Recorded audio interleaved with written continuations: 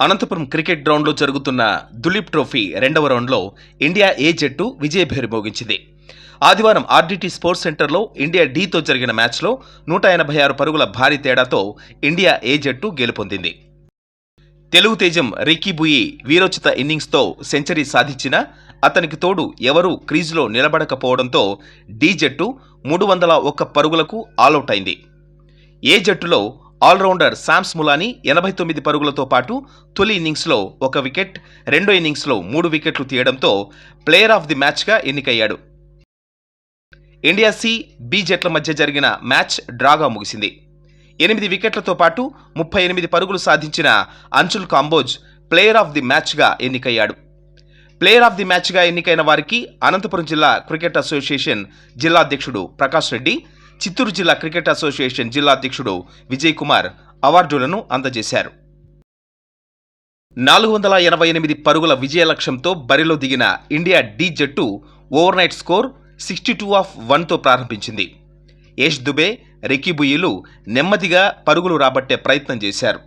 యష్ దుబే 94 బంతుల్లో 5 బౌండరీల సహాయంతో 37 పరుగులు చేసి రన్అట్ అయ్యాడు. రెండో రౌండ్లో వచ్చిన దేవదత్ పడిక్కల్ కేవలం 1 పరుగు చేసి శామ్స్ ములానీ బౌలింగ్లో క్లీన్ బౌల్డ్ అయ్యాడు. ఈ దశలో కెప్టెన్ శ్రేయస్ అయ్యర్, రిక్కీ బుయిలు జత కలిశారు. వీరిద్దరూ అవకాశం దొరికినప్పుడల్లా బంతికి బౌండరీగా మలిచారు. రిక్కీ బుయి 195 బంతులు ఎదుర్కొని 14 బౌండరీలు, 3 భారీ సిక్సర్ల సహాయంతో 113 పరుగులు చేశాడు. శ్రేయస్ అయ్యర్ 8 ఫోర్లతో 41 పరుగులు చేశాడు. శ్రేయస్ అవుట్ అయ్యాక వికెట్ కీపర్ సంజు శాంసన్, రిక్కీ బుయిలు కాసేపు అలరించారు. 45 బంతుల్లో 3 ఫోర్లు, 3 సిక్సర్లతో 40 పరుగులు చేశాడు. ఓవైపు వికెట్లు పడుతున్నా రిక్కీ బుయి దూకుడు తగ్గలేదు. చూడచక్కని షాట్లతో అందరినీ అలరించాడు. దూకుడుగా ఆడుతున్న రిక్కీ బుయిను తనుష్ కోటియాన్ అవుట్ చేశాడు. సౌరభ్ కుమార్ 22, హర్షిత్ రాణా 24 పరుగులు చేశారు. ఇండియా ఏ బౌలర్లలో శామ్స్ ములానీ 3, తనుష్ కోటియాన్ 4, రియాన్ పరాగ్, ఖలీల్ అహ్మద్ చెరో వికెట్ తీసుకున్నారు.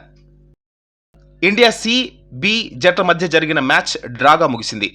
ఇండియా బి జట్టు కెప్టెన్ అభిమన్యు ఈశ్వరన్ 286 బంతుల్లో 14 ఫోర్లు, 1 సిక్సర్ కొట్టి 157 పరుగులు చేశాడు.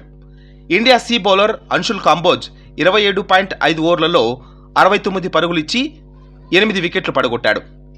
విజయ్ కుమార్ వైశాఖ్, మయాంక్ మార్కండే చెరో వికెట్ తీసుకున్నారు. అనంతరం ఇండియా సి జట్టు రెండో ఇన్నింగ్స్లో 128/4 పరుగుల వద్ద డిక్లేర్డ్ చేసింది. జట్టులో కెప్టెన్ రుతురాజ్ గైక్వాడ్ 93 బంతుల్లో 8 ఫోర్లు, సిక్సర్ సహాయంతో 62 పరుగులు సాధించాడు. రజత్ పటిదార్ 84 బంతుల్లో 5 ఫోర్ల సహాయంతో 42 పరుగులు చేశాడు.